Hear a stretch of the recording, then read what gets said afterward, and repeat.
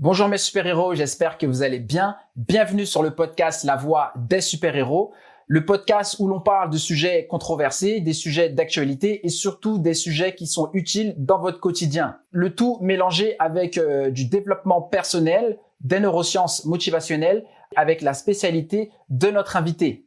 Donc aujourd'hui, je reçois Diane Picard. Diane, comment tu vas? Bonjour à tout le monde, je vais très très bien. Merci à toi Will pour ton invitation. C'est Ah avec bah c'est plaisir que je vous retrouve aujourd'hui.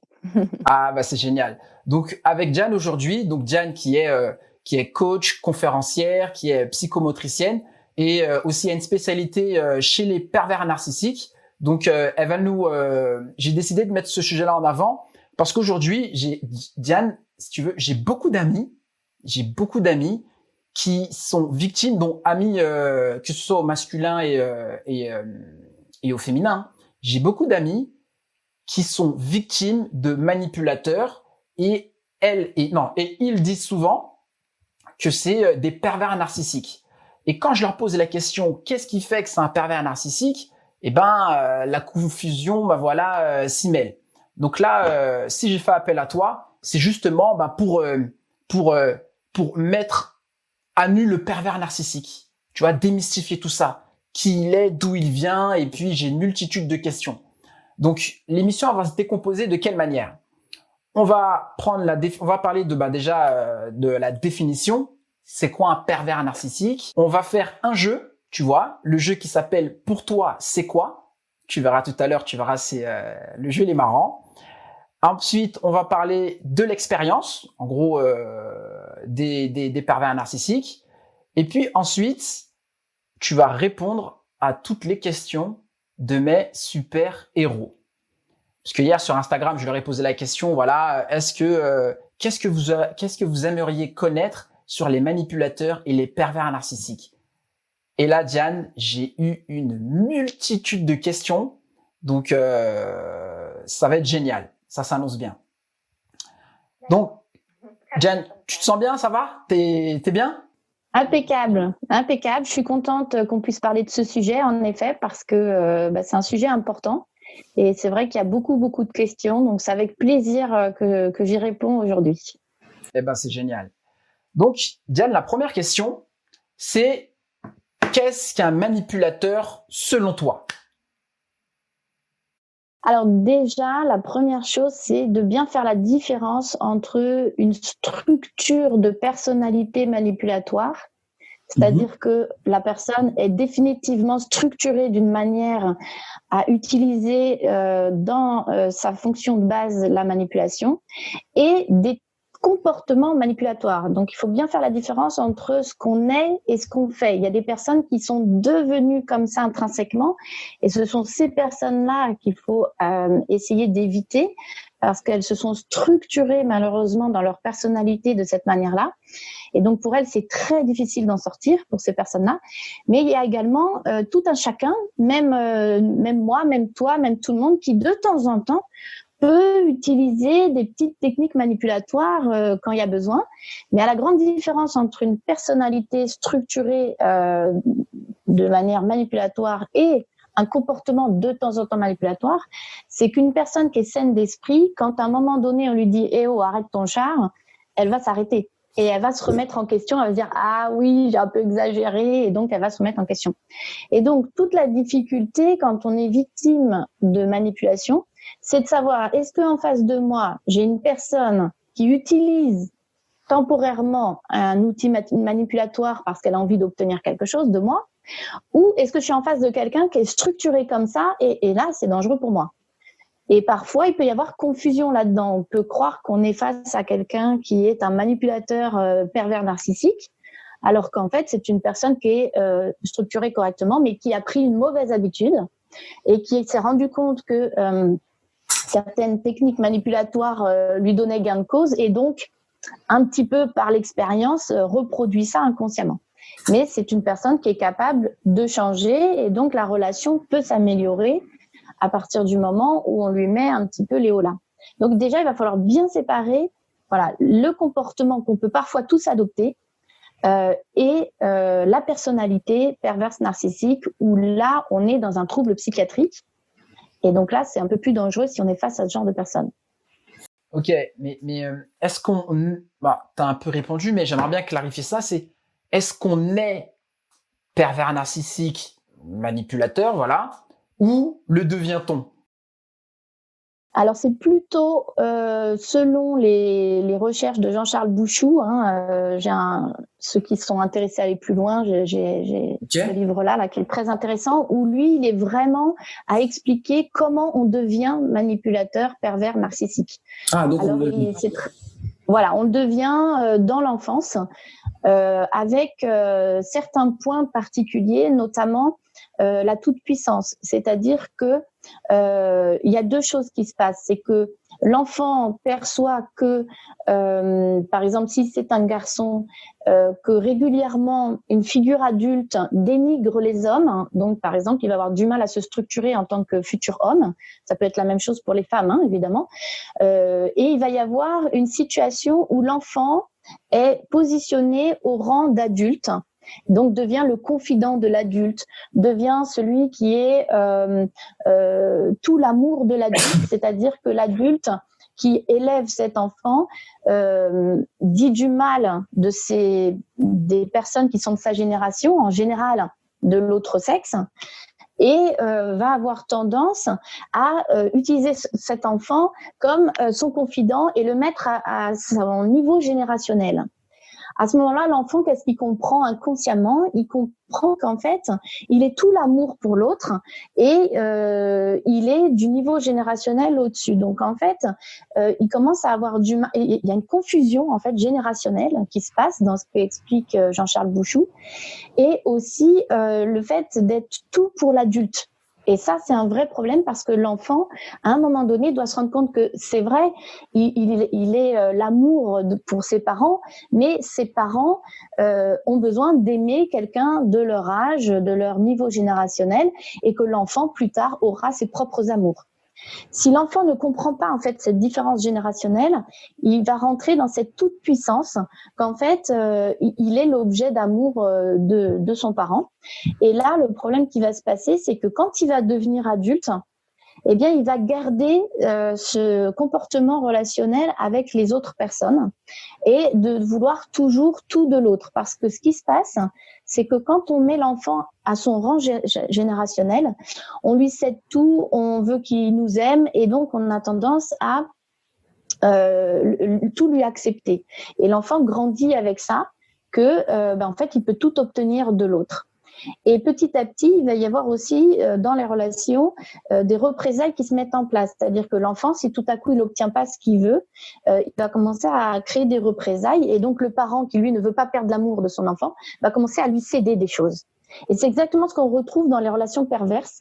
C'est qu'il y a le pervers narcissique qui va avoir envie de tout obtenir de l'autre, un petit peu comme s'il vampirisait la personne pour se sentir mieux. Et si l'autre personne, à un moment donné, cherche à se défaire de ça parce qu'il trouve que c'est exagéré, eh bien, il va y avoir des mises en place de représailles contre l'autre. Donc, à un moment donné, face au pervers narcissique, on a toujours peur de ses réactions. Oh, mais si je lui dis non, si je dis ça, si en fait je lui dis que je suis pas d'accord, qu'est-ce qui va se passer? Il va encore me faire une crise, il va encore... Et donc, on commence à marcher sur des œufs avec ces personnes-là parce qu'en fait, ils se sont structurés comme ça. S'ils obtiennent pas ce qu'ils veulent pour se sentir bien, eh bien, ils vont commencer à vouloir détruire l'autre personne, ou en tout cas à mettre du chantage en place. C'est jamais franc. C'est pour ça qu'on parle de perversion. C'est jamais direct. C'est jamais si tu fais pas ça, je vais faire ça. C'est toujours sous couvert de flou. Donc, et après, c'est pour ça qu'on se sent en stress. Quand on est avec une personne perverse narcissique, on est toujours à marcher sur des œufs. On a toujours peur de sa réaction. On se demande toujours comment il va réagir si je dis ça ou si je dis pas ça. Déjà, c'est le premier indice. Si vous commencez à avoir peur, on va y arriver, Diane. Parce que là, ouais, c'est, on va y arriver. Là, tu vas nous spoiler la fin et tout, et ça, c'est. Oui, d'accord. Voilà. Donc, tu parlais des parents, de la manière dont ils éduquent leur enfant, de l'amour. Donc, c'est vrai, même quand on parle d'estime de soi, l'amour de soi, la confiance et l'image de soi que l'enfant va avoir, dépend vraiment de comment l'enfant a été éduqué. Tu vois, et après, tout dépend du bon curseur qu'il va avoir quand il va grandir, du niveau d'estime de lui. Là, tu nous dis que aussi la perversion, on peut le devenir dès qu'on est jeune. Bah, du coup, à l'éducation, c'est vraiment une tâche difficile pour les parents. Hein. Sans franchement trouver le bon curseur, ouais, ça a l'air compliqué. Hein. Surtout pour des parents en souffrance, en fait. C'est là qu'est le danger, c'est que quand on a un parent en souffrance qui a vécu quelque chose vraiment de traumatisant, il peut avoir cette tendance à avoir besoin de se confier auprès de son enfant sur ses relations affectives, à prendre son enfant comme confident. Et ça va être très compliqué après pour l'enfant de se construire. Si je prends un exemple, voilà, d'une femme, par exemple, qui est tout le temps trompée par son mari et puis qui commence à dire, de toute façon, tous les hommes sont des salauds à son fils. Comment ce petit garçon peut se construire en se disant mais est-ce que moi je vais aussi devenir un salaud? Ça c'est vraiment quelque chose de très lourd à porter pour un enfant, et donc il va commencer à transformer sa personnalité pour être sûr de pas devenir ce genre de personne aux yeux de sa mère, et il va commencer à se transformer dans sa personnalité par peur en fait de perdre l'amour de sa mère. Et plus par exemple cette femme va se confier sur ce qu'elle pense des hommes, et plus ça va perturber complètement la construction de cet homme en devenir. Et on a la même chose pour les femmes. Hein. Ok, d'accord. On a une mauvaise image des femmes. Comment on peut se construire ensuite en tant que femme, et on peut devenir aussi perverse narcissique de la même manière. Ok, d'accord, ouais, je comprends mieux, ouais. Donc, parents, si vous nous écoutez, en gros, un enfant, c'est un enfant, il faut le laisser à sa place. Il faut qu'il ait le processus entre guillemets normal d'un enfant, et de ne pas le prendre pour un adulte. C'est bien ça? Exactement. Dès qu'on prend l'enfant pour un adulte et comme un confident, c'est surtout ça le pire, c'est le prendre pour un confident alors qu'il n'est pas en mesure de mettre, il a pas son cerveau n'est pas fini de maturer, donc il n'est pas en mesure de prendre du recul sur ce qu'on lui dit. Et il vient prendre de plein fouet en fait les vécus relationnels de l'adulte. Donc il faut faire très très attention. Ok. Tu sais, quand je faisais mes petites recherches là sur le pervers narcissique, tu vois, sur Internet pour voir un peu à quoi il peut potentiellement ressembler, je suis tombé sur un article, et c'était plusieurs articles de psychologues, de psychanalystes qui disaient que le pervers narcissique est une invention destinée à nous dédouaner de nos échecs. Qu'est-ce que tu réponds à ça? Si tu as quelqu'un en face de toi, tu bois un café et qu'il y a une psychologue ou un psychologue ou une psychanalyste ou un psychanalyste qui te dit que le pervers narcissique n'existe pas, qu'est-ce que tu lui réponds? Alors aujourd'hui, il y a beaucoup d'ouvrages, de livres sur les pervers narcissiques. Donc il y a beaucoup de psychologues, de psychiatres qui se sont penchés sur la question et qui ont écrit leurs livres sur la base de leurs observations, de plus de 20 ans de suivi en cabinet. Donc moi aujourd'hui j'ai été formée à partir de ça.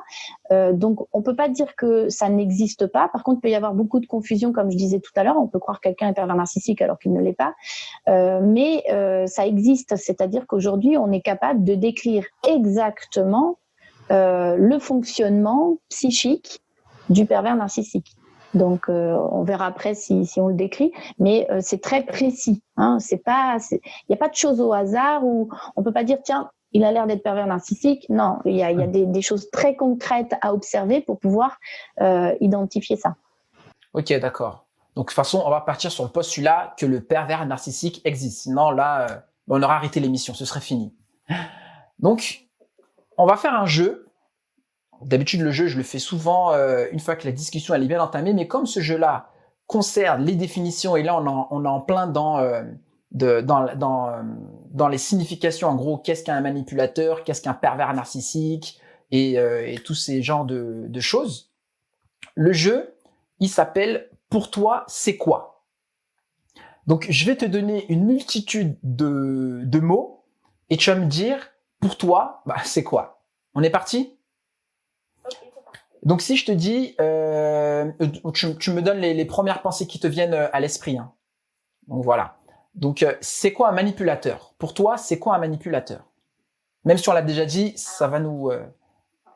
Alors pour moi, un manipulateur, sans forcément parler de pervers narcissique, globalement, un manipulateur, c'est quelqu'un qui cherche à obtenir quelque chose d'une autre personne pour son propre intérêt. Que ce soit défavorable pour l'autre, en fait, ce n'est pas son souci. C'est-à-dire que il est prêt à ce que ce soit contre votre propre volonté, du moment que ça va lui apporter un bénéfice concret, souvent un bénéfice qui va le restaurer ou qui va lui permettre de répondre à un besoin fort. Et il est prêt à ce que ça vous mette en difficulté. Ce n'est pas son souci. Le manipulateur, il veut vous faire changer d'avis pour son propre bénéfice. Ok, d'accord. Génial. C'est quoi un pervers narcissique? Alors, le pervers narcissique, il utilise la technique manipulatoire, mais il y a une raison très précise. C'est qu'il a une faille narcissique, comme on disait, à cause de son développement pendant l'enfance, où il n'a pas su trouver quel futur adulte il sera. Donc, il a une grosse faille narcissique et donc, il est obligé de la combler. Et comment il a décidé de la combler? Alors c'est inconscient, hein. Eh bien c'est en étant sur une autre personne, à prendre l'énergie de l'autre personne et à essayer de restaurer sa propre image en utilisant l'image d'une autre personne. Donc souvent il va choisir des personnes qui sont brillantes. Un pervers narcissique ne va jamais choisir une victime qui est en difficulté, qui sait pas s'organiser ou qui ne brille pas. Il va choisir quelqu'un qui est joyeux pour lui prendre sa joie, pour lui prendre son intelligence, et il va l'utiliser, il va s'en inspirer, il va manger ça comme pour se restaurer d'un vide sidéral avec lequel il s'est construit. Ah ouais, là, tu me donnes un peu la définition d'un mutant, là, Diane, hein. C'est comme si, ouais, il l'absorbe, il vampirise et il devient plus fort, il évolue. Ouais, c'est ça. Okay. Il vampirise jusqu'à ce que la personne soit vidée complètement. Hein. Ok. Donc, pour toi, c'est quoi un influenceur? Alors, un influenceur, c'est quelqu'un qui serait plutôt inspirant, c'est-à-dire il a quelque chose qui lui semble important à faire passer, une idée à faire passer, et il a envie que ça se diffuse et il a envie que les personnes saisissent l'importance de son idée ou du choix qu'il faudrait faire. Et donc, il va utiliser des arguments convaincants pour essayer de faire changer d'avis une personne sur une situation, mais plutôt dans un sens positif, parce que ça lui semble quelque chose vraiment d'important.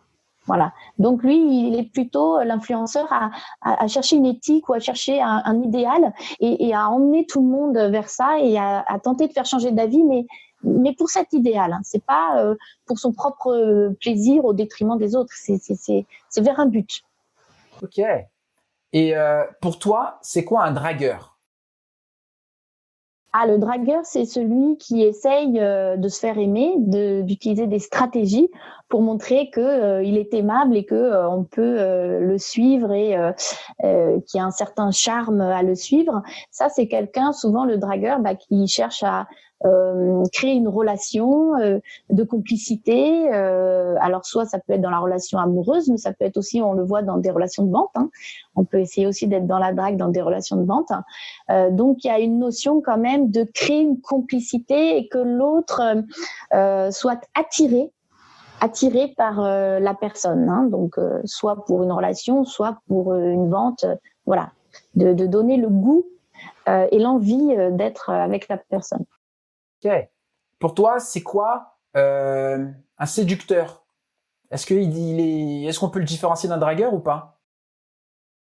Alors le séducteur, c'est peut-être plus dans une attitude. C'est-à-dire que des fois, on peut ne pas chercher à draguer et on est quand même séducteur. Ouais. C'est-à-dire c'est une attitude, voilà, d'aimer charmer, séduire, et ça serait plus un comportement général. Mais pas forcément dans un objectif de drague, ça serait plutôt une attitude personnelle. Ok. Bon là, celui-là, il est un peu noir, un peu morbide. Pour toi, c'est quoi un violeur? Alors un violeur, c'est difficile à dire comme ça en quelques mots, mais c'est une personne qui veut obtenir un acte sexuel auprès d'une personne qui n'est pas consentante. Après, il peut y avoir plein de raisons derrière qui font ça. Donc ça peut être plein de choses. Hein. On voit quand on écoute les mobiles des violeurs, bon, il y en a, ça va être l'impulsion, tout simplement, ils réfléchissent pas et hop, ils ont l'impulsion et ils pensent pas à l'autre, donc ils sont tournés sur leur propre désir. Il y en a, il va y avoir une notion de vengeance sur la femme, lui faire du mal exprès parce qu'ils ont aussi un vécu. On voit qu'il y a des mobiles quand même assez différents, mais dans tous les cas, on est quand même sur des profils psychiatriques. Hein. Ok. Pour toi, c'est quoi un menteur? C'est le dernier. Alors un menteur, ben, c'est celui qui transforme la réalité. Alors pareil, il peut y avoir plusieurs raisons. Hein. On peut mentir parfois sans trop s'en rendre compte, c'est-à-dire déformer un peu la réalité en son sens pour se sortir d'affaires. Donc ça, c'est des petits mensonges, voilà, qui sont pas non plus très méchants. Et puis il peut y avoir après jusqu'à une personnalité mythomane où là, on se réinvente complètement des situations parce que on ne se sent pas à l'aise dans la première. Ça peut être également conscient, mais ça peut être inconscient. Dans ce cas-là, c'est aussi un profil psychiatrique. Hein. Quand la réalité est trop difficile, soit à voir, soit à avouer, on peut se mettre à mentir. C'est souvent le mensonge est souvent synonyme du fait d'avoir envie de se protéger de quelque chose et de mentir pour se protéger de quelque chose. Ok. Donc si par exemple là, avec tout ce qu'on a dit, manipulateur, influenceur, dragueur, séducteur, violeur, menteur, est-ce qu'on retrouve pas un peu tous ces, j'allais dire valeurs, mais toutes ces, est-ce qu'on retrouve pas tous ces items chez un pervers narcissique? Est-ce qu'il y a un lien avec tout ça? Alors oui, c'est intéressant de le voir comme ça. Disons que chez le pervers narcissique, on est vraiment sur une structure de personnalité très très précise. Et donc on peut avoir du mensonge. S'il en a besoin, il va recourir au mensonge, ça, il n'y a pas de souci. Il peut y avoir dans les relations de couple une notion de viol, mais qui va être en fait pervertie, c'est-à-dire que il y a un côté en fait qui c'est pas un viol officiel. En fait, on se rend compte que après coup, qu'en fait ça pourrait être associé à du viol parce que le pervers narcissique va nous faire croire qu'on a envie. En fait, c'est ça qui est pervers. Hein. Okay. C'est que le pervers narcissique arrive toujours à transformer ce qu'on veut pas, et à la fin on doute et on se dit bah oui, finalement en fait c'est normal. Enfin, et donc le pervers narcissique nous fait croire qu'il n'y a pas de viol, par exemple, alors qu'en fait peut-être qu'il y a viol. Donc c'est ça qui est très compliqué avec le pervers narcissique. En tout cas, la victime sur le moment, elle ne se sent pas victime. Elle se sent pleinement consentante et elle ne se rend pas compte qu'elle tombe dans les mailles d'un filet. Okay. Donc voilà, c'est difficile à dire précisément que ça serait ça parce que c'est très perverti. Ok, d'accord. Et puis, est-ce que toi, en gros, qu'est-ce qui t'a poussé justement à te former à tout ce qui est pervers narcissique? Est-ce que toi, t'as déjà expérimenté est-ce que t'as déjà vécu, fréquenté quelqu'un dans ton entourage, tes proches t'as déjà est-ce que tu as déjà vécu avec un pervers narcissique? Alors oui, en effet, on s'intéresse pas à un sujet pour rien. Si on s'y intéresse, c'est que à un moment donné, c'est arrivé dans notre vie. Donc j'ai vécu quelque chose de ce genre plus de 18 ans. Et voilà, donc une relation de couple comme ça. Franchement, ce qui m'a emmené ensuite à vraiment me former dedans, c'est que quand j'étais coach, je me suis rendu compte qu'en réalité, beaucoup de blocages étaient liés au fait que les gens étaient en situation d'emprise mentale. Et donc, je me suis formée pour vraiment accompagner les personnes. Et évidemment, je me suis rendu compte qu'on était quand même nombreux à vivre ce genre de situation et que mon expérience était un tremplin en fait, pour pouvoir aider les autres. Souvent, les gens, quand ils vivent un traumatisme dans une vie, la résilience, c'est le fait de réussir à s'en sortir et à en faire quelque chose, une richesse. Souvent, dans cette résilience, il y a le fait d'aider les autres qui sont encore pris dedans et qui n'en sont pas encore sortis. Et le fait d'avoir été prise dedans, de savoir ce qu'on vit, et d'en être sortie et de m'être formée, eh bien, ça me permet aussi de faire ma propre résilience, c'est-à-dire de me dire, mais en fait, à quoi ça sert d'avoir vécu ça ? Si c'est pour aider les autres, je trouve que c'est c'est une bonne expérience. Ça sert pas qu'à ça parce que ça m'a aidé à être qui je suis aujourd'hui, à avoir cette conscience de mon mode de fonctionnement, du mode de fonctionnement de l'autre, et d'éviter que ça revienne. Parce que le problème aussi de pas connaître ça, c'est qu'on peut revivre ensuite plusieurs fois les choses jusqu'à les avoir bien comprises. Et donc moi, ce que j'ai envie de faire aujourd'hui, c'est de pouvoir éviter aux gens de repasser par les mêmes expériences qui sont quand même assez douloureuses et parfois peuvent être fatales pour certaines personnes. Donc voilà, de pouvoir anticiper dessus et d'en faire quelque chose, c'est ça qui m'a vraiment motivée à me former le plus possible auprès de plein de professionnels déjà bien informés depuis plus de 20 ans. 18 ans de relation avec un pervers narcissique. En effet, je peux dire que c'est une très bonne formation. 18 ans, ouais, c'est une bonne formation. Et si ça sert pour d'autres personnes, franchement, je trouve ça génial et je trouve ça beau. Une question là. Juste pour un petit point pour préciser, le fait de l'avoir vécu n'est pas suffisant pour se former. C'est-à-dire que même après la séparation, je me suis retrouvée entre 2 et 3 ans toujours sous emprise mentale. C'est-à-dire qu'il arrivait toujours à obtenir des choses de moi en utilisant les ficelles de la manipulation parce que je ne connaissais pas ce que c'était. Je ne savais pas ce que c'était. Donc, même si j'avais réussi par instinct de survie à partir, malgré tout, il me tenait encore et il a fallu vraiment que je comprenne ce qui se passe pour pouvoir enfin sortir complètement de l'emprise qu'il avait sur moi et sur ma vie. Ok, de toute façon, ça, j'aurais des questions tout à l'heure sur ça et ça, je trouve ça très intéressant. Parce que là, tu fais référence aussi à la connaissance. Et non, ça, c'est très important.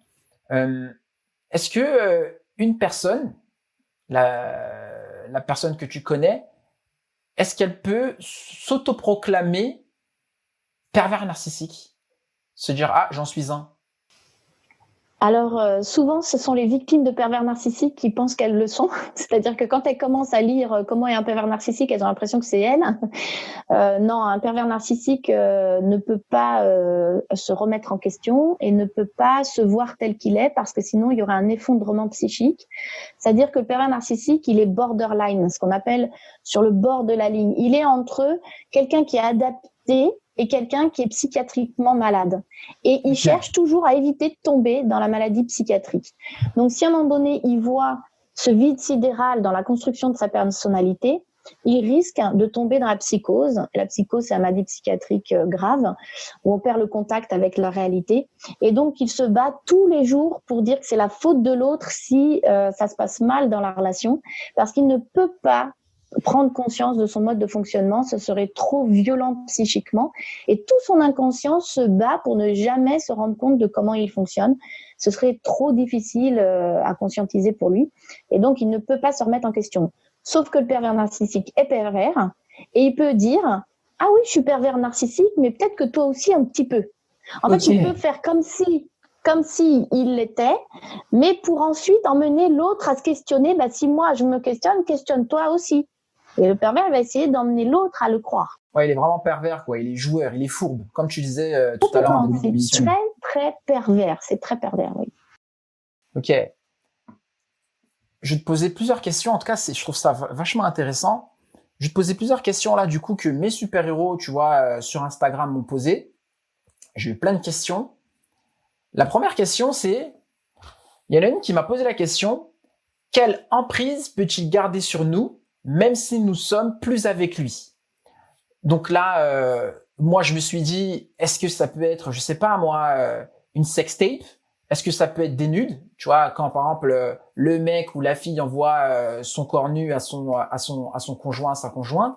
Est-ce que ça peut être les factures mises au nom de la victime? Est-ce que ça peut être une emprise sur les enfants? Est-ce que ça peut être faire la victime auprès de la belle famille? Que le pervers narcissique fasse la victime auprès de la belle famille en racontant une histoire que l'on peut que l'on va croire justement parce qu'il est très fort, tu l'as dit, il est très fourbe, ou il se montre indispensable à nos yeux. Est-ce que ça englobe tout ou c'est pas du tout ça? Alors ça peut être tout ça à la fois. En fait, il va choisir les actions qui vont blesser l'autre. C'est-à-dire que si l'autre veut garder, par exemple, une autonomie financière, le pervers narcissique va s'organiser pour saboter et tenter de le ruiner, par exemple.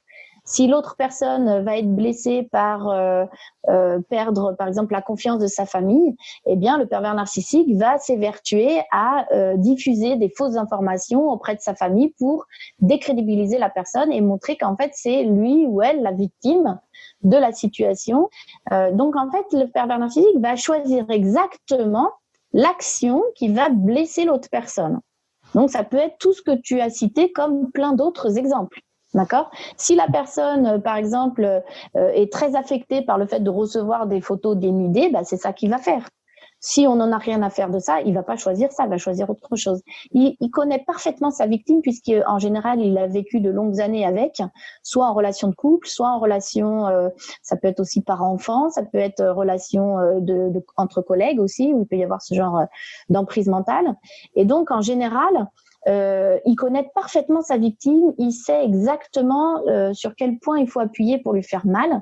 Si ça passe par les enfants, ça passera par les enfants. C'est-à-dire que le pervers narcissique n'a pas accès à l'affect et donc ne fait les choses que pour se sentir bien et avoir l'impression d'exister. Et donc, il ne ressent pas les affects, même si parfois il peut les mimer ou les interpréter. Ça sera plus comme un rôle, mais il n'a pas d'affect. Donc, il ne va avoir aucun problème à passer par les enfants et faire souffrir les enfants pour faire souffrir la personne. Ça ne va pas lui poser de soucis. Souvent, on dit qu'il faut fuir les personnes narcissiques, pervers narcissiques, mais le problème, c'est si on a fait des enfants avec un pervers narcissique ou une perverse narcissique, c'est vrai dans l'autre sens, eh bien, les enfants sont en danger. Donc, il y a aussi des techniques pour protéger les enfants qu'il faut connaître. Et aussi protéger les enfants parce que soit ils peuvent aussi à leur tour devenir pervers narcissiques, soit devenir victimes plus tard de pervers narcissiques parce qu'ils auront eu ce modèle dans le couple parental. Donc les enfants sont en danger quand il y a un parent toxique avec un parent sain qui n'a pas su se protéger du parent toxique. Ouais, c'est là j'ai l'impression que tu me décris un être hyper méga intelligent, mais hyper intelligent. Donc là, je me dis, le pervers narcissique, il choisit pas ses victimes par hasard. Il choisit pas ses victimes par hasard. Donc c'est quoi, quelles sont ses victimes types? Vers qui il va? Très intéressant cette question parce que c'est la première chose à changer pour ne plus être sous emprise mentale, c'est comprendre qu'est-ce qui attire un pervers narcissique. Alors, le type de personnes qui sont fatalement rapidement sous emprise mentale, ce sont absolument pas des personnes faibles. Contre toute attente, on croit qu'on peut être manipulé que si on est faible. C'est tout l'inverse. Le pervers narcissique ne supporte pas les faibles et il les vire de sa vie. Le pervers narcissique ne veut que des gens forts, joyeux, capables de se relever malgré toutes les difficultés de la vie. Ben oui, pourquoi ? Parce que il va s'appuyer dessus, il va lui faire vivre des choses affreuses, donc il faut que ce soit quelqu'un qui soit capable de pardonner 50 fois, capable de se remettre en question, quelqu'un qui a des valeurs humaines phénoménales, c'est-à-dire que ce sont des personnes qui ne veulent pas croire que la méchanceté soit gratuite et qui vont chercher toujours à interpréter les comportements du pervers narcissique en trouvant des bonnes excuses et souvent en ayant pitié de la personne, en disant « Ah oui, mais s'il fait ça, c'est parce que le pauvre, il a vécu ceci, il a vécu cela. » Parce que le pervers narcissique va utiliser beaucoup la pitié, inspirer la pitié, dire qu'il a beaucoup souffert dans sa vie, qu'il faut pas en rajouter, que c'est pas de sa faute s'il fait de son mieux. Et donc, ce sont des personnes très humaines qui vont tomber amoureuses de ces personnes-là ou qui vont avoir envie d'avoir une relation amicale avec ces personnes-là. En tout cas, des personnes qui sont toujours prêtes à pardonner, à se relever face à un problème et donc à avoir des belles valeurs humaines. Et des personnes très intelligentes, c'est-à-dire que le pervers narcissique a besoin de s'appuyer sur quelqu'un qui va tout gérer. Si c'est une relation de couple, les personnes qui sont sous emprise mentale disent souvent c'est moi qui gérais tout dans la maison, lui il crée des problèmes administratifs et moi il fallait que je les règle, ou inversement, ça peut être la femme qui crée que des problèmes et l'homme doit toujours pallier à droite à gauche à réparer ce que fait l'autre. En fait, le pervers narcissique a besoin de quelqu'un qui est capable de rebondir, qui est capable de donner toujours plus et de s'oublier. C'est-à-dire les victimes sont souvent des personnes très altruistes et qui sont capables de s'oublier. Il peut y avoir aussi dans les profils des victimes un côté un peu infirmier, c'est-à-dire je vais l'aider, je sens qu'il va mal, je vais l'aider et grâce à moi il va aller mieux et puis il aura une personnalité un peu plus agréable. Je vais l'aider parce que s'il est comme ça, c'est sûrement qu'il souffre beaucoup. Et on pense toujours que le pervers narcissique souffre beaucoup. C'est vrai, mais on peut rien y faire, d'accord? Donc, faut pas se mettre en sauveur du pervers narcissique. Et en fait, un pervers narcissique, il va repérer très vite ce genre de personnalité. Vous êtes, par exemple, dans un barbecue avec des amis, etc. La personne victime, c'est celle qui va parler facilement d'elle-même, de ce qu'elle aime, de ses rêves.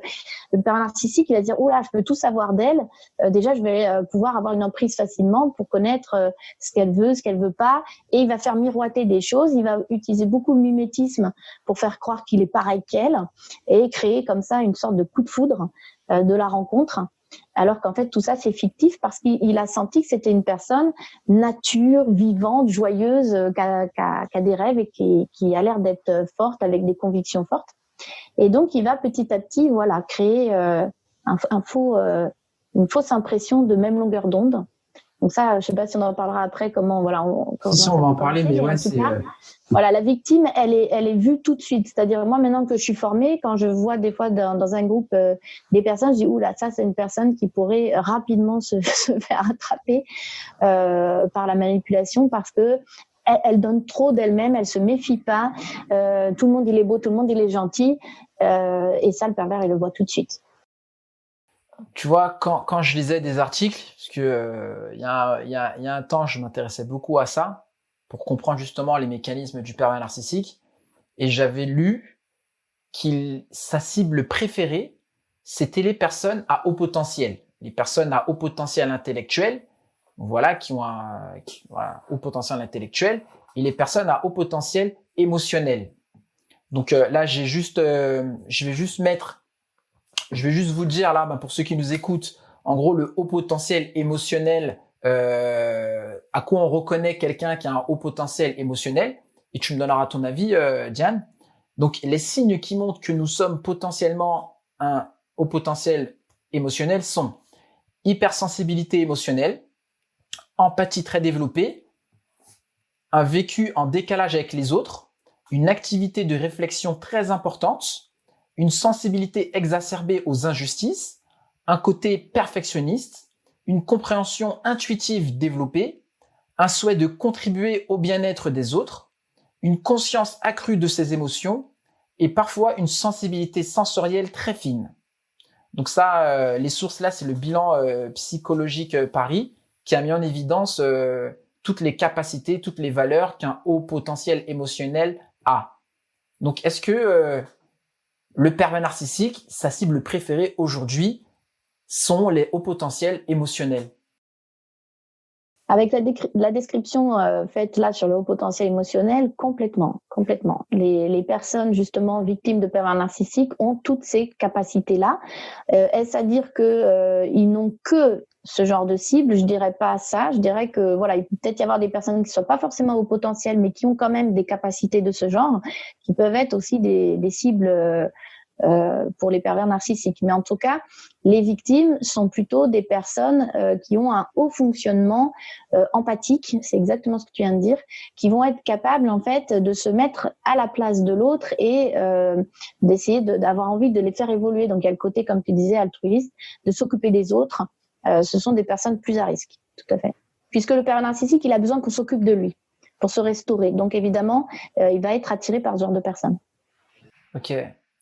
Et une autre question que j'ai eue, bon là je t'enchaîne les questions Diane, parce que j'ai trouvé les questions des super-héros et des questions aussi que j'avais préparées tellement intéressantes, et je me suis dit voilà, il faut que je te pose toutes les questions, histoire que de sorte que tout le monde puisse être servi et qu'on puisse vraiment se faire une belle image, une belle reproduction mentale du pervers narcissique. Donc, question. Selon toi, est-ce qu'être intelligent, malin, avoir la connaissance de plusieurs choses, c'est être un manipulateur, voire pervers narcissique, ou juste une personne qui fait les bons choix au bon moment? Ah oui, c'est une question très difficile, ça, parce qu'en fait, ça dépend aussi des motifs des uns et des autres.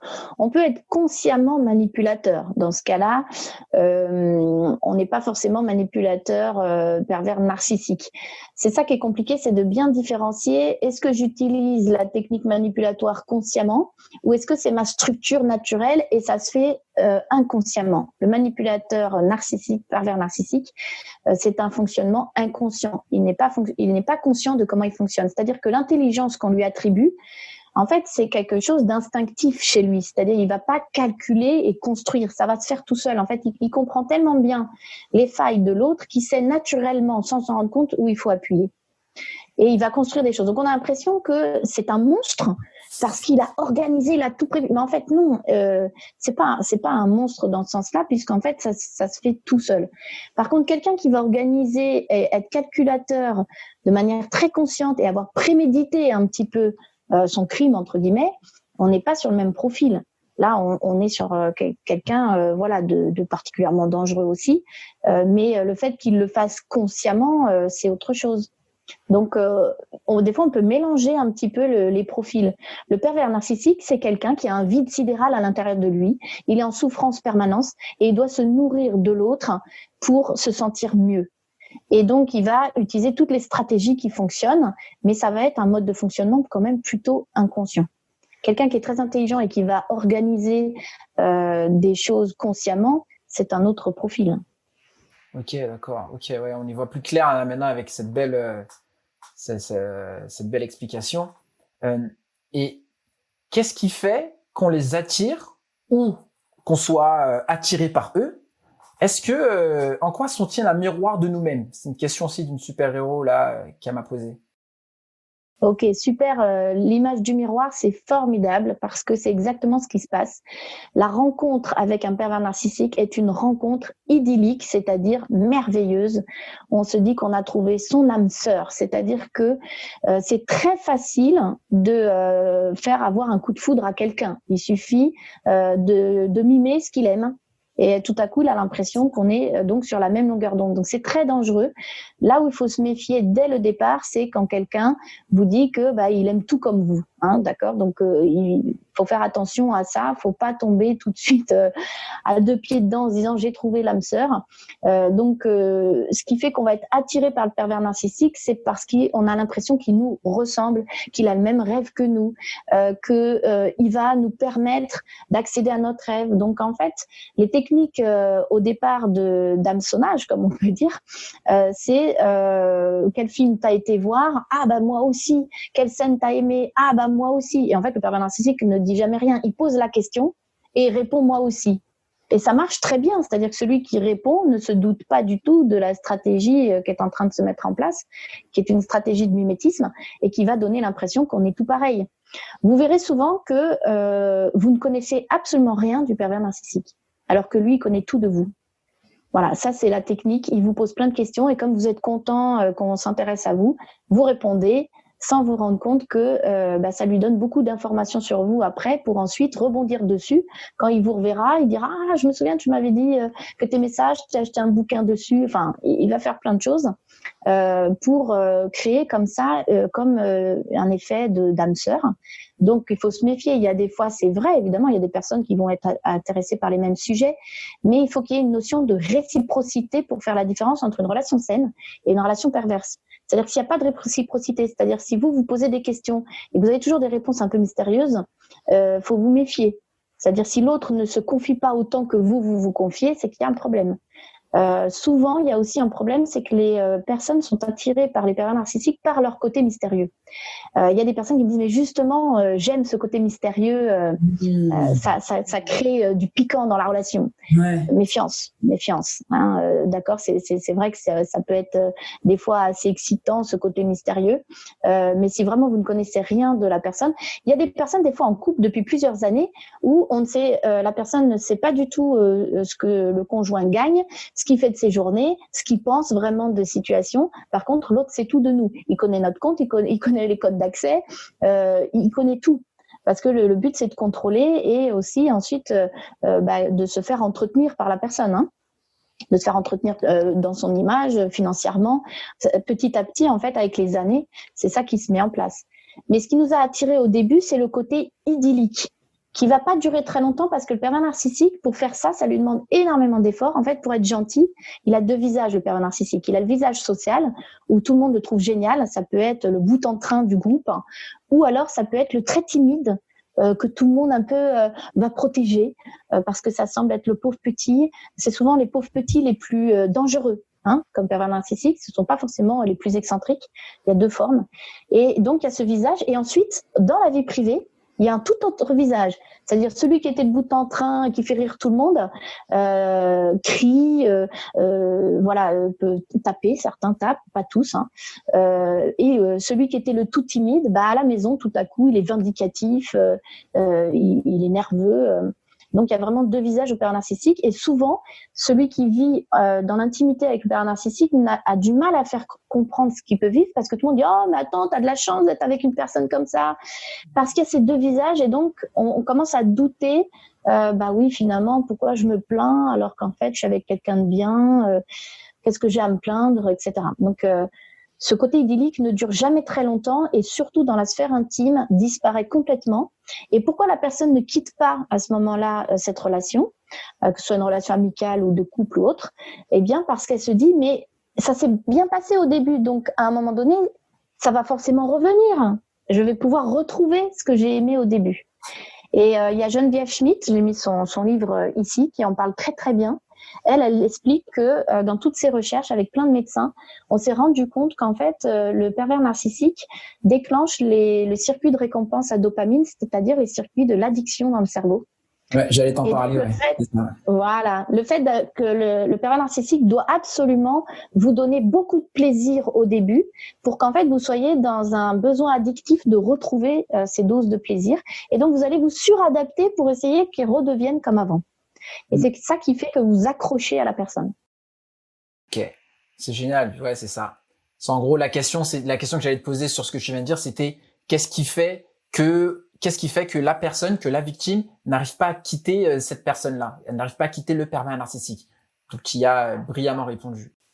Elle veut retrouver, elle a, avec les suggestions du pervers narcissique, elle sent que elle a changé. Le pervers lui fait croire qu'elle a changé, que c'est pour ça qu'il est plus comme avant. Et donc, elle va chercher à se suradapter et à retrouver ce plaisir qu'elle a vécu en pensant que c'est de son fait que ça a changé. Ok. Et tu parlais de plusieurs personnalités tout à l'heure là. Est-ce qu'un pervers narcissique, du coup, a un côté entre guillemets schizo? Est-ce qu'il a un côté, voilà, j'ai multiples personnalités, j'utilise telle image, telle personne à tel endroit, tel moment, tout est calculé. Est-ce qu'il a plusieurs personnalités?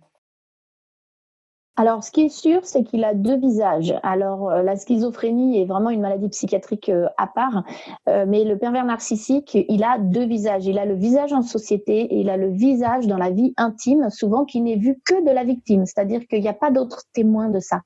Ce qui va décrédibiliser le discours de la victime auprès des autres à qui elle pourrait demander de l'aide.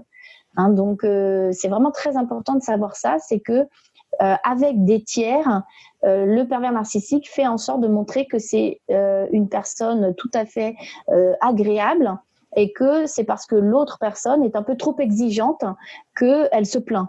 Ok, d'accord, j'ai compris. Parmi, on va parler d'alerte. Là, parmi tous les critères que l'on peut voir sur Internet, à partir de combien de points communs est-ce que l'on doit se poser des questions? Et quels sont les critères les plus alarmants? Il y a vraiment quelque chose qui vous permette de tout de suite vous alerter de la situation, c'est que le pervers narcissique utilise 4 ficelles et il n'en a pas plus. C'est-à-dire que quand on parle d'intelligence, en réalité, ils sont pathétiquement tous les mêmes quand on a compris comment ils fonctionnent. Donc, il a deux visages, un visage en société, un visage dans la vie privée. Déjà, ça doit vous donner un indicateur. Si vous trouvez que c'est pas le même, qu'il est atroce dans la vie privée, mais que en société, il est super génial, commencez à vous poser des questions. Ensuite, il n'a que 4 ficelles pour maintenir la manipulation. La première, c'est la flatterie. Il commence par ça, par vous flatter sur vos failles narcissiques. C'est-à-dire que comme souvent la victime est quelqu'un qui parle facilement d'elle-même, elle va dire un petit peu là où elle n'a pas trop d'estime d'elle-même, là où elle a un peu de faiblesse dans ses valeurs, etc. Et il va la complimenter sur ses failles narcissiques, ce qui fait que la personne va se sentir bien avec le manipulateur. Elle va se dire, bah oui, il m'aime pour ce que je suis. Voilà, enfin quelqu'un qui soit accepte mon défaut et qui même me valorise dans ce défaut, et donc en fait il sait parfaitement renarcissiser l'autre dans ses failles, ce qui fait qu'on va se sentir bien avec. C'est également une ficelle quand on commence à se dire mais pourquoi il est désagréable comme ça et qu'on veut un petit peu stopper les choses. Il va pouvoir faire des mea culpa, des faux mea culpa, c'est-à-dire pour rendormir la personne, eh ben il va réutiliser de temps en temps quand il se dit oula la personne risque de me quitter là, donc il va de nouveau refaire vivre des choses plaisantes, refaire des surprises. C'est le côté un coup il y a des hauts, un coup il y a des bas avec un pervers narcissique, parce que quand il sent qu'il a été trop loin, il va revenir et il va réutiliser la ficelle de la flatterie, des je t'aime et t'inquiète pas, etc. C'est comme la personne qui frappe son conjoint ou sa conjointe et qui va ensuite venir avec des fleurs. Non, il a frappé, point. D'accord. Et donc le problème c'est que ça se passe aussi dans tout ce qui est violence psychologique. Il va dire des trucs atroces, il va nous laminer psychologiquement, et puis après il va nous faire des flatteries en disant mais qu'il nous aime et qu'il fallait pas qu'on écoute ça. Donc il va nous rendormir avec les flatteries. Donc vraiment la première ficelle, c'est on n'écoute pas les blabla. D'accord. Ce sont les actions qui comptent. Souvent le pervers narcissique ne se rachète. Ouais. Le pervers narcissique ne se rachète pas beaucoup avec les actions, c'est-à-dire qu'il ne change pas ce pourquoi vous lui avez fait des reproches. Il va faire semblant qu'il va changer, il va vous le dire, mais il va pas le faire. Donc attention aux blabla qui vous font plaisir, c'est une manière de vous endormir et de vous ramener à lui. Vous avez une deuxième ficelle qui est la ficelle de la victimisation. Le pervers narcissique doit obtenir votre pitié pour que vous ayez envie de vous occuper de lui, sinon vous n'allez pas avoir envie. Donc il va faire tout pour aggraver une situation de vie, par exemple qu'il a été hyper malheureux petit, que c'était une catastrophe, qu'il était battu par ses parents ou qu'il était la risée de sa classe pendant toute sa vie scolaire, ou alors il va vous dire qu'il est harcelé en ce moment au travail, que c'est affreux, et vous allez être le pauvre petit, le pauvre petit, le pauvre petit. Et donc s'il obtient votre pitié, il a gagné, parce que ça veut dire qu'après, eh bien, si vous souffrez et que vous dites, attends, là, ce que tu fais, ça va pas, là, t'es en train de me faire souffrir, il faut pas. Écoute, moi, j'ai souffert plus que toi, je caricature, mais c'est un peu ça le message. Moi, j'ai souffert plus que toi, alors n'en rajoute pas. Et du coup, on se sent plus autorisé à lui mettre des limites parce que comme il a souffert beaucoup, ça lui excuserait, en fait, toutes ses maladresses, tous ses comportements inadmissibles. Et donc, on ne se sent plus autorisé de lui dire ça parce qu'on aurait l'impression que notre souffrance est moindre que la sienne. Donc, lui, il veut absolument qu'on croie que c'est lui la victime, la plus grosse victime de tout le monde. D'accord ? Donc, attention, quelqu'un qui se victimise beaucoup, qui veut vous raconter sa vie atroce, tout de suite, il faut avoir un réflexe et il n'y a pas que toi qui souffres dans le monde, on se calme. Et il faut avoir cette habitude de répondre, la seule réponse avec un pervers narcissique, c'est arrête ton char. Il fait trop de flatteries, arrête ton char, j'ai pas besoin d'être flatté. Il est malheureux, arrête ton char, il n'y a pas que toi. Et il faut prendre cette habitude. Mais chez les personnes qui sont altruistes, qui ont envie d'aider, c'est compliqué. Il faut apprendre à pas accepter tout le discours. Troisième ficelle, très importante, ça va être l'intimidation. Celle-ci, elle arrive un peu plus tard dans la relation. Une fois que la personne est complètement accro, qu'elle est même, comme disait Geneviève Schmidt, quasiment à la recherche de drogue de l'autre, qu'elle a besoin de l'autre, même si elle n'obtient pas les plaisirs qu'elle a eus au départ, elle les recherche tout le temps. Quand le pervers narcissique a remarqué ça, que l'autre est prêt à tout lui pardonner pour rester avec, eh bien, il va utiliser la ficelle de l'intimidation, c'est-à-dire il va vous faire peur. Il va, à chaque fois que vous ne faites pas ce que lui veut, il va vous intimider, il va vous faire peur, il y aura des représailles. Il va commencer à avoir envie de vous couper de vos relations extérieures, surtout celles qui seraient capables de vous faire prendre conscience qu'il y a un problème dans la relation. Alors là, tout à coup, il va être très violent avec ces personnes-là de votre entourage. Donc, méfiance quand il veut vous couper des gens qui vous disent « T'es sûr que t'es bien avec cette personne ?» Ouais, en gros, parce qu'il va pour lui, ce sera comme un danger pour lui. Il va se dire « Ouh là là, elle va tout saboter » ou « il va tout saboter ». Exactement, puisqu'il a réussi à faire perdre le bon sens à la personne, il ne faudrait pas qu'il y ait quelqu'un qui lui ramène le bon sens. D'accord ? Donc, il va vous isoler de plus en plus des personnes qui ont compris la qu'il y avait un problème. Okay. Voilà, qui sont lucides, exactement. Et l'intimidation, ça va être aussi tout ce qui est représailles.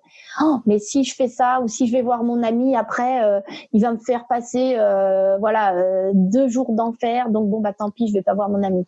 Voilà. Dès que vous commencez à changer ce que vous voulez faire par peur de l'autre ou de ses réactions, ou vous mettez pas une tenue parce que voilà, vous avez peur de comment il va réagir.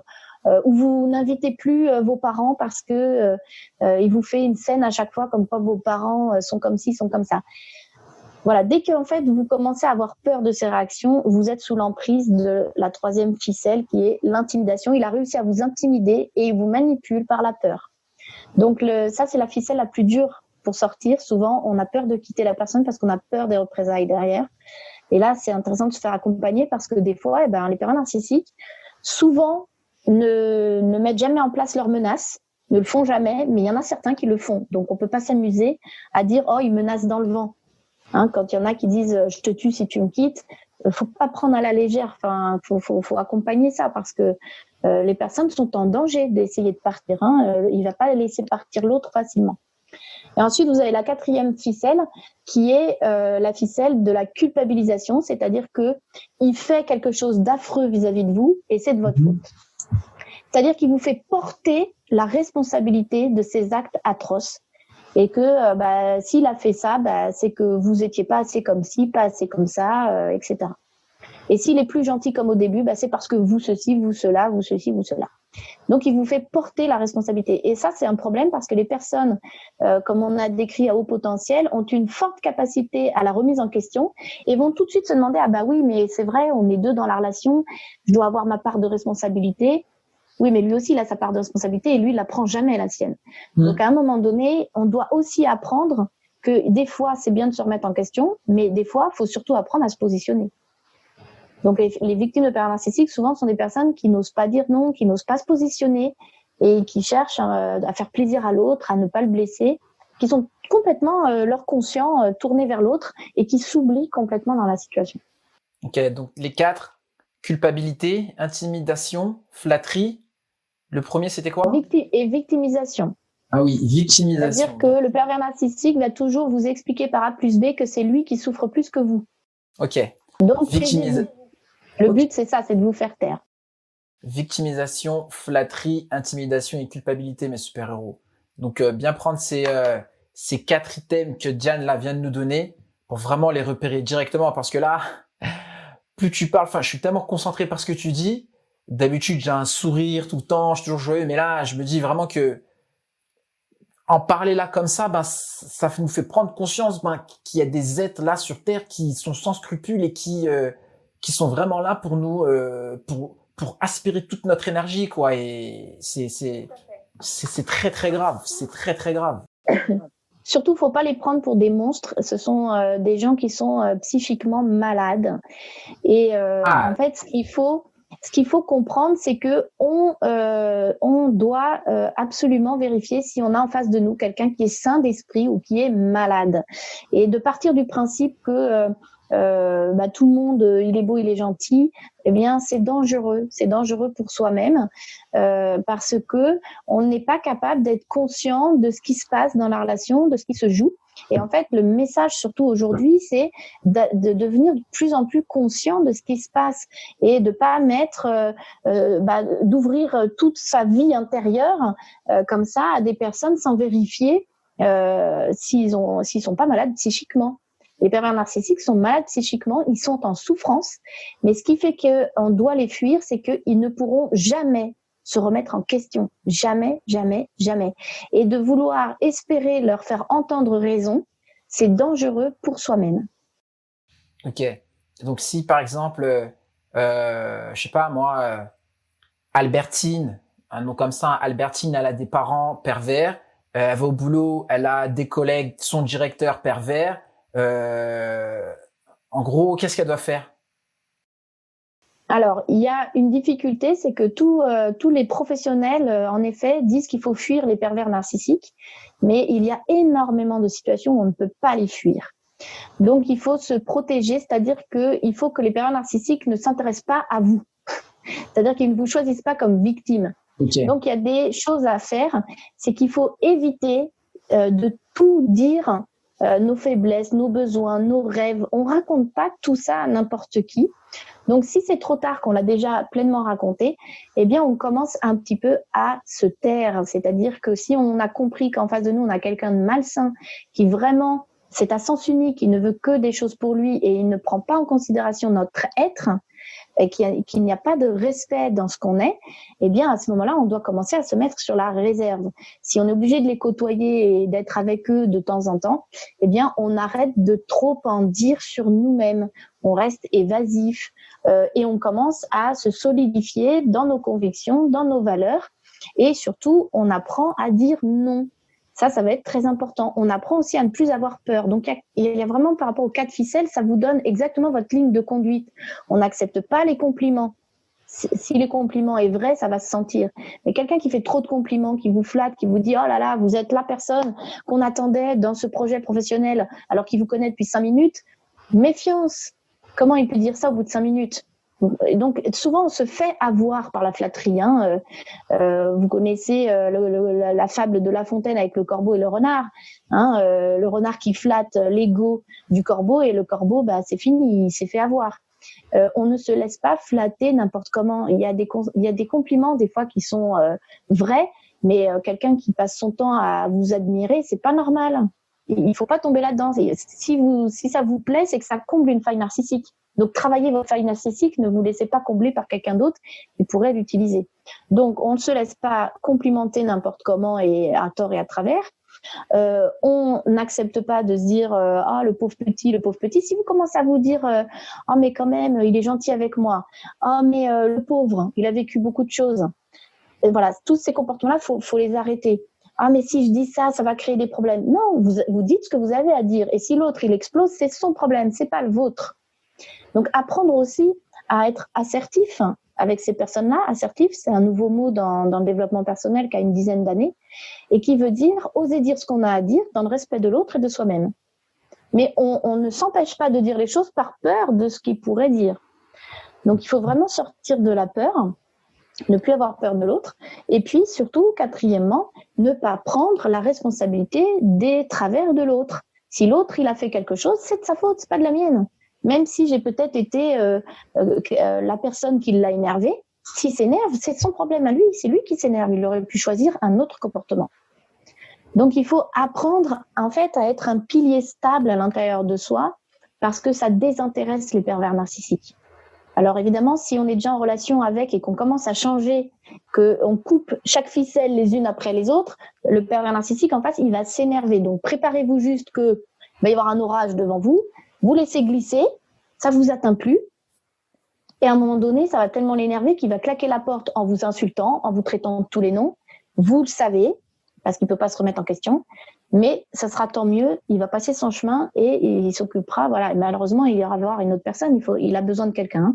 Mais vous, il faut sortir de toutes ces ficelles en les coupant les unes après les autres. Et préparez-vous à l'orage, au tonnerre d'insultes et aux représailles. Et il faut plus que ça vous atteigne. Si vous êtes vraiment en danger, ça j'y tiens, si vous êtes vraiment en danger, vous sentez qu'il y a un vrai danger parce qu'il est possible que vous soyez en vrai danger de couper les ficelles et que l'autre soit tellement énervé qu'il s'en prenne à vous physiquement, il faut absolument instaurer du tiers. Et plus vous aurez du tiers judiciaire, et mieux ce sera. C'est-à-dire vous devez absolument vous entourer de gens de la justice. Alors, il y a une erreur importante à ne pas faire. Ne cherchez pas à vous faire comprendre de la justice. Ils ne vous comprendront pas. Il faut absolument pas déverser votre état émotionnel auprès de la justice parce que le pervers narcissique l'utilise après en disant, vous voyez, c'est elle l'hystérique ou c'est lui l'hystérique. Et souvent, la justice se retourne contre la victime et les juges donnent raison au pervers narcissique. Vous savez qu'il a un visage en société super magnifique et les juges n'imagineront pas que ce que vous dites est possible et le pervers narcissique risque de dire que c'est du blasphème et que vous cherchez à le déshonorer. Donc surtout ne donnez pas les millions de détails atroces qu'il aura pu vous faire vivre. Simplement vous dites voilà, j'ai décidé de le quitter et monsieur me pose des problèmes là-dessus ou madame me pose des problèmes, mais ne rentrez pas dans les détails. Donc pareil, la faites-vous accompagner parce que la justice peut se retourner contre vous. Donc, il faut du tiers judiciaire, mais il faut savoir ne pas s'épancher psychologiquement. Le juge n'est pas votre psy. Et il faut pas confondre les deux. Voilà. Moi, j'ai fait l'erreur. Il y a beaucoup de victimes qui ont fait l'erreur. Et je peux vous dire que quand vous êtes à ramasser à la petite cuillère et que la justice vous dit que c'est vous le problème, c'est très, très compliqué. Donc, faut faire attention quand même. Tu parles, mais j'ai l'impression que j'ai vécu avec des pervers narcissiques toute ma vie. Je vois, quand tu parles, des fois, il y a des prises de conscience qui me disent, ah ouais, mais lui, bah, j'aurais pas dû donner cet élément-là sur moi, tout ça. Donc, j'ai plein de connexions neuronales là qui sont en train de se faire et qui me disent, waouh, en gros, waouh, enfin, voilà, quoi, faut faire gaffe. Et, si on sent qu'il est pervers narcissique, voilà, on l'a détecté, est-ce qu'il faut lui dire pour lui faire prendre conscience, même s'il va forcément nier, ou y a-t-il un risque qu'il perde confiance en lui? C'est une question que j'ai reçue, ça aussi. Oui, tout à fait. Je vous déconseille de lui dire qu'il est pervers narcissique. Déjà, sa première réaction, ça va aller être soit de se renseigner sur ce que c'est, soit il va vous faire parler pour savoir ce que c'est. Et ensuite, il va chercher tous les exemples qui vont prouver que c'est vous le pervers narcissique. C'est-à-dire qu'il va vous renvoyer la balle et il va vous donner des super exemples. Parce que, comme je le disais tout à l'heure, comme vous êtes en situation de danger dans cette relation, de temps en temps, la victime utilise les mêmes techniques manipulatoires, parfois en mode survie. C'est-à-dire que pour réussir à obtenir quelque chose qui va la soulager dans la relation, va être un petit peu manipulatoire avec le pervers narcissique, mais c'est souvent dans un instinct de survie. Et donc, le pervers narcissique va savoir retrouver exactement tous ces exemples où vous avez utilisé un peu de flatterie, où vous l'avez intimidé, où vous l'avez un petit peu culpabilisé. Il va savoir trouver ces exemples et il va vous faire croire que c'est vous, le pervers narcissique, alors qu'en fait, vous avez utilisé simplement des comportements manipulatoires pour vous sortir de situations difficiles. Et il va le retourner contre vous. Donc, plus vous allez lui donner des explications sur ce qu'est un pervers narcissique, et plus il va être habile pour vous faire croire que c'est vous et pour cacher ses propres ficelles. Donc, moins lui, il en connaît là-dessus, et mieux ça vaut pour vous. Ok, waouh, c'est impressionnant. Waouh, je suis aussi bluffé par son intelligence et sa capacité à être stratégique, à réfléchir tout le temps, à penser à plein de choses. Il doit être fatigué, le pervers, hein. Il doit être fatigué. Le pervers narcissique est très fatigué. D'ailleurs, ce sont des gens, par exemple, si vous êtes depuis 4 heures dans un groupe d'amis et qu'il a son visage super génial en société, à un moment donné, ce sont des gens qui peuvent se tourner vers le conjoint ou la conjointe et dire bon là c'est bon, on rentre. Et tout à coup, il faut qu'il rentre. Mais en fait, c'est parce que il est épuisé psychologiquement et il va pas pouvoir continuer à garder son visage agréable en société. Et il va exiger qu'on rentre d'un coup. Ils ont des comportements comme ça d'un seul coup compulsif. Il va falloir rentrer et si il a été épuisé à avoir ce masque social, je peux vous dire que la victime, quand elle rentre, elle va s'en prendre plein la tête parce qu'il va avoir besoin de se décharger de toute cette tension et toute cette fatigue qu'il a accumulée à avoir ce beau visage. Et là, souvent, on a des victimes qui racontent qu'après un repas entre amis, elle a vécu une soirée affreuse où elle s'en est pris plein la tête à la maison. Sur tout plein de sujets qui n'ont rien à voir et voilà, ça c'est vrai qu'ils sont extrêmement épuisés. Après, il faut savoir que ce côté intelligent, ça donne l'impression qu'ils sont intelligents, qu'ils trouvent toutes les failles, etc. En fait, le cerveau, il est très doué quand il est en mode survie. Je vous rappelle que si vous êtes en danger de mort, vous allez avoir toutes vos fonctions cérébrales qui vont s'activer pour trouver plein d'idées pour vous sortir de la situation. Le pervers narcissique, il vit toute sa vie comme ça. Lui, il est en danger de mort psychique en permanence. Et donc, il a tous ses sens en éveil pour éviter cette mort psychique et donc s'accrocher aux autres. Donc, c'est pour ça qu'il est toujours assez vif d'esprit pour contre-argumenter, trouver les bonnes choses à dire qui vont déstabiliser la victime. Ouais, j'allais en parler aussi et tu as répondu. Par rapport aux reptiliens, le fait que il met en avant seulement ce qui est important pour nous et là tu y as très bien répondu aussi. Donc là, dernière phase, hein, il y a beaucoup de questions qui se ressemblent. C'était le comment réagir. T'en as parlé aussi en donnant les 4 items. Je pense qu'ils vont revenir. La question c'était faut-il fuir ou rester et ou aider cette personne? Tu as répondu c'est non, on n'aide pas, et c'est la fuite. C'est bien ça. Hein. Vaut mieux fuir. Et si on peut pas fuir, arrêtez de raconter notre vie. On arrête de raconter en gros nos plus nos plus beaux moments, nos trophées, nos plus beaux souvenirs, nos faiblesses. D'arrêter tout ça. Vraiment d'arrêter tout ça. Oui, tout à fait. Puis, il y a un réflexe à avoir, c'est que quand vous donnez des informations comme ça aussi intimes sur vous-même, qu'est-ce que l'autre va en faire ? C'est vraiment une question à se poser. Qu'est-ce que l'autre va en faire ? Vous donnez ça parce que ça vous fait du bien, vous partagez, vous avez l'impression d'avoir quelqu'un qui vous comprend, mais qu'est-ce que l'autre va en faire après ? C'est vraiment une question. Vous ne pouvez pas vous confier comme ça sans connaître les intentions de l'autre personne. Donc, il faut avoir quand même vu si dans la relation, est-ce qu'il y a une réciprocité ? Est-ce que la personne vous respecte dans votre personne ? Est-ce qu'elle est capable de mettre de côté certains de ses besoins parce qu'elle se rend compte que vos besoins vont être bafoués ? Si elle est capable de faire ça, vous pouvez vous confier à cette personne. Vous aurez eu des actions concrètes qui vous prouvent que la personne, elle est dans la réciprocité. C'est pas tout pour elle et rien pour vous. Donc, il faut vraiment vérifier la relation avant de se confier. On ne se confie pas n'importe comment. Hein. Il y a quelque chose aussi d'important, c'est que quand vous vous rendez compte que vous êtes face à un pervers narcissique ou en tout cas quelqu'un qui utilise énormément la manipulation et que vous souhaitez quitter cette relation, on ne prévient pas la personne. Si tu continues, je vais partir. On ne le prévient pas parce qu'il va changer sa stratégie. Il va redevenir doux comme un agneau. Il va utiliser la ficelle numéro 1. Et du coup, vous n'aurez plus envie de partir, évidemment. Donc, on ne prévient jamais qu'on va partir. C'est comme si vous étiez en prison et vous préveniez votre geôlier que prochainement, vous allez lui piquer les clés dans sa poche pour pouvoir ouvrir et partir. Bah forcément, il va cacher les clés ailleurs et vous ne pourrez plus partir. Donc, on ne prévient pas son tortionnaire qu'on va partir. Et ça, c'est très important. Christelle Petit-Colin, c'est un auteur que je vous conseille. Là, elle a écrit Divorcer d'un manipulateur, un emploi à temps plein. C'est-à-dire que c'est vraiment une évasion qu'on prépare.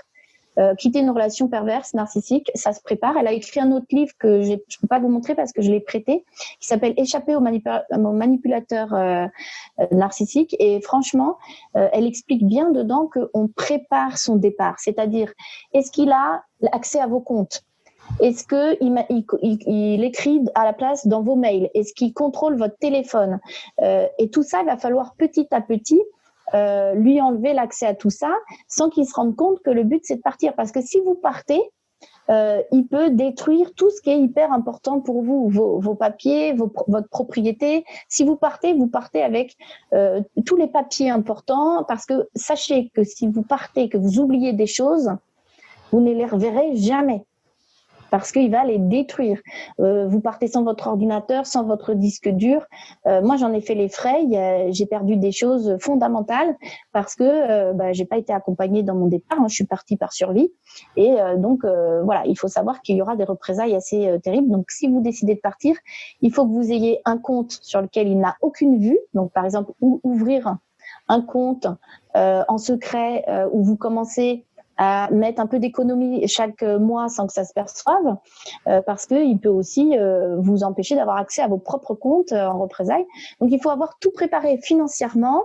Où est-ce que vous allez habiter pour être autonome, que tout soit prêt. Et quand tout est prêt, là, vous dites « je pars », c'est ma décision, et vous ne donnez pas d'argument. Vous ne parlez plus au pervers narcissique, vous ne donnez pas d'argument. Il n'y a pas... Et il va vous dire, mais pourquoi ? C'est parce que j'ai pris ma décision. Mais pourquoi ? Parce que j'ai pris ma décision. Et il y a un outil qui est formidable avec le pervers narcissique, c'est le disque rayé.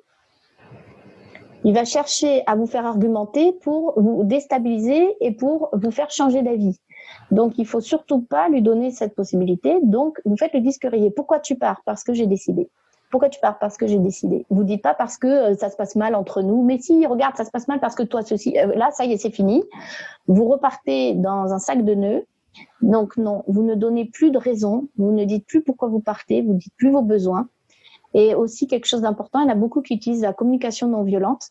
Avec les pervers narcissiques, je déconseille la CNV. La CNV, je ne sais pas si vous connaissez, c'est je dis ce qui s'est passé, je dis l'émotion que j'ai ressentie, le besoin que j'avais derrière, et je demande en 4e une négociation. Alors ça, c'est vraiment une catastrophe avec les pervers narcissiques puisque vous êtes en train de lui dire tous les événements qui sont difficiles pour vous, que ça vous met dans un état émotionnel difficile et que vous auriez eu besoin de telle chose. Donc, ils savent exactement comment vous faire mal. Vous donnez sur un plateau doré tout ce qu'il faut pour vous faire mal. C'est-à-dire qu'il connaît vos besoins, donc il va faire tout l'inverse. Il connaît les situations que vous n'aimez pas, donc il va les reproduire.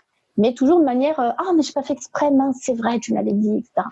Toujours de manière perverse, c'est jamais fait en direct, mais comme par hasard, ça tapera toujours là où ça fait mal.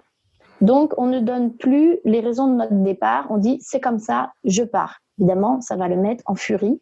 Donc, il faut être préparé aussi à l'orage dont je parlais tout à l'heure. Quand on coupe les ficelles, il y a un orage et il va pas vous lâcher comme ça. Donc, instaurez du tiers. Ne parlez plus en face à la personne. Parlez toujours avec quelqu'un avec vous, à côté, qui est capable de témoigner des choses. Et comme ça, vous ne vivez plus la perversion uniquement dans l'intimité du duo. Il faut toujours que vous ayez des tiers à partir du moment où vous décidez de partir. Waouh, c'est riche d'informations tout ça. Ok. Et puis, donc du coup, pour se reconstruire, se soigner d'un traumatisme causé par un narcissique, dernière question. Alors, pour se reconstruire, déjà, il faut avoir compris pourquoi on est tombé dans ce type de relation, quelle est notre faille narcissique que le pervers a réussi à combler, et il faut se restaurer soi-même. Il faut travailler sur ses blessures d'enfance, sur son besoin aussi d'aider les autres. Pourquoi on veut à ce point-là aider les autres? Pourquoi on veut être utile dans la vie? À quoi ça répond tout ça? Il faut absolument savoir pourquoi on a ce côté infirmier, sauveur, et il faut absolument se restaurer par soi-même et ne pas être dépendant d'une autre personne pour se sentir bien. Ça, c'est vraiment la première chose. Il faut également apprendre à dire non. À quoi je dis oui, à quoi je dis non. Et toutes les personnes qui vont dans le non, eh bien, c'est non. C'est pas finalement oui parce que je lui accorde des excuses ou des raisons. Non, ce qui est non, c'est non. C'est non négociable. Si à partir de maintenant, dans votre relation, vous voulez plus vivre ça, eh bien, dès que ça arrive, c'est non. Et ça s'arrête. Voilà, il faut apprendre à être un petit peu plus clair sur nos propres limites pour que l'autre en face connaisse les limites et ne déborde pas. Et ensuite, il faut en faire quelque chose de riche, c'est-à-dire que tous les événements qu'on vit nous apprennent énormément de choses. Et donc, quand on comprend ce qu'on a appris grâce à la situation difficile, eh bien, ça va nous transformer pour toute la suite de notre vie. Donc, on peut même avoir de la gratitude quand on a réussi à sortir de tout ça, qu'on voit qu'on est plus sous emprise, que la personne a pris de la distance. Des fois, il faut plusieurs années, je vous préviens. Mais quand ça va mieux, eh bien, on peut voir justement le positif de tout ça, qu'on a réussi à se positionner et qu'on ne se laisse plus comme ça avoir par des techniques manipulatoires. Je vous assure que quand on l'a vécu, qu'on a compris ce que c'est que la manipulation, eh bien, les personnes manipulatoires, on les voit arriver à 100 km à la ronde et on les voit faire avec les autres personnes et ça prend plus. On sait exactement comment faire pour que la flatterie ne commence pas dès le départ. Donc, on s'économise énormément de relations difficiles par la suite. Donc, c'est quand même très positif, une fois qu'on a bien compris. Mais tu le disais tout à l'heure, très important, et le fait de le vivre ne sera pas suffisant. Il va falloir connaître et comprendre les mécanismes pour ne pas les revivre. Ok, waouh. Dernière question. C'est la fin.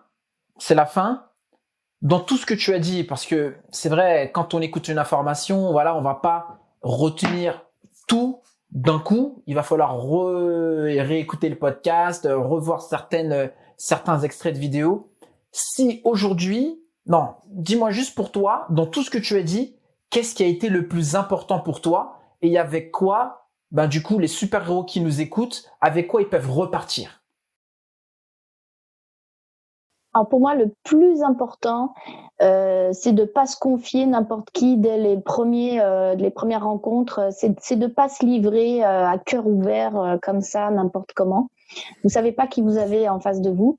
Et de bien connaître les 4 ficelles. Il y en a que 4 dans la manipulation. Donc par exemple, même si une personne à un moment donné utilise des techniques manipulatoires et que vous la stoppez, et qu'elle reste avec vous, c'est que c'est une personne saine d'esprit. Voilà, c'est ce que j'allais te dire, ouais. C'est ce que j'allais dire. Si vous coupez des ficelles et que l'autre s'énerve, ça risque d'être un pervers narcissique, c'est-à-dire c'est une structure interne et l'autre ne supporte pas la remise en question.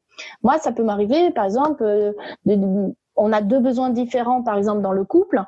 On va essayer de convaincre un petit peu l'autre de sa solution, et puis l'autre, il nous dit, attends, t'as écouté, je viens de te dire que pour moi, c'est pas possible. Si moi, je continue et que je m'énerve, c'est que j'ai une structure perverse. Par contre, si je dis, d'accord, j'ai tenté, j'ai essayé, et ça prend pas, je me remets en question. À ce moment-là, évidemment, on est face à quelqu'un qui est sain d'esprit. Donc, le plus important pour savoir si vous devez partir ou si votre relation peut s'améliorer, c'est vous couper les ficelles et vous voyez la réaction de l'autre. Si l'autre, il dit « Ah mince, pardon, excuse-moi », bon, bah, c'est que tout va bien. Et vous allez donc assainir votre relation et vous allez stopper de communiquer entre vous de manière manipulatoire. Mais si la personne s'énerve et vous insulte de tous les noms, voire coupe, raccroche au nez ou quitte la pièce, c'est qu'il va falloir sûrement mettre fin à cette relation. Waouh, bravo. C'est ok. Non, tout est clair. Ça fait réfléchir. De toute façon, mes super-héros, je le dis souvent, dans une relation, peu importe avec qui, il y a deux émotions qui priment, hein, c'est l'amour et la peur. Hein. Soit on fait les choses par amour, soit on fait les choses parce que on craint quelque chose. Donc soyez lucides et écoutez, prenez bien en compte là les 4 ficelles pour détecter un manipulateur, un pervers narcissique, un pervers narcissique: culpabilité, intimidation, flatterie et victimisation. Diane, ça va? Oui, impeccable. Eh ben, c'est génial. Ça va pour tout le monde, que ça donne des billes. Le fait qu'il y ait 4 ficelles, ça simplifie aussi la compréhension. Je pense que c'était ça le message important. De pas voir non plus chez ces gens-là des monstres incontrôlables. Pas du tout. Il y a évidemment besoin de se protéger si on est dans une situation bien avancée et très difficile, de s'entourer, de tiers, de pas rester seul, mais de voir que finalement ils sont pathétiquement tous les mêmes. Ça, c'est important de se rendre compte. Ce sont pas des monstres intelligents qui seraient à nous attraper et on est foutu. Pas du tout. On a la possibilité d'en sortir, mais c'est vrai qu'il faut être conscient et lucide de ce qui se passe. Top, génial. Bon, mes super-héros, j'espère que vous avez apprécié ce podcast, cette émission. Donc, pour te retrouver, s'ils veulent en savoir plus, s'ils veulent échanger avec toi, on fait comment? Alors déjà, il y a le site internet, www.coaching-dianepicard.com. Là, c'est plus un site pour les professionnels, tout ce qui serait harcèlement au travail, par exemple, comment en sortir. Et puis, vous avez la page pro Facebook qui s'appelle Diane Picard Consulting Formation Coaching. Okay. Vous avez également nouvellement la chaîne YouTube où je diffuse morceau par morceau également les conférences que je fais. Et il va y avoir de plus en plus de contenu dans les prochains jours. Donc, la chaîne YouTube, c'est Diane Picard Neurosciences, d'accord, parce que je suis basée aussi avec les outils en neurosciences. Et puis sinon vous avez mon mail, vous pouvez directement me contacter par mail, coaching.dianepicard@gmail.com. J'ai également la possibilité, pas pendant le temps de confinement, mais d'habitude, qu'on prenne directement rendez-vous si on veut des séances personnalisées sur doctolib.fr en demandant Diane Picard. J'ai à la fois des rendez-vous psychomote et coaching. Il suffit de choisir coaching et de choisir sa date. Voilà. C'est génial, Diane, c'est génial. En tout cas, je te remercie pour ta bienveillance, ton sourire et l'amour que tu as apporté dans ce sujet-là. Bon, mes super-héros, j'ai été ravi de vous présenter Diane et puis ce sujet qui fascine et qui passionne tout le monde, qui passionne, oui, qui nous passionne aussi, c'est comment détecter les pervers narcissiques. Je vous retrouve sur une prochaine vidéo, une prochaine émission. Je vous souhaite une excellente journée. Allez, bisous.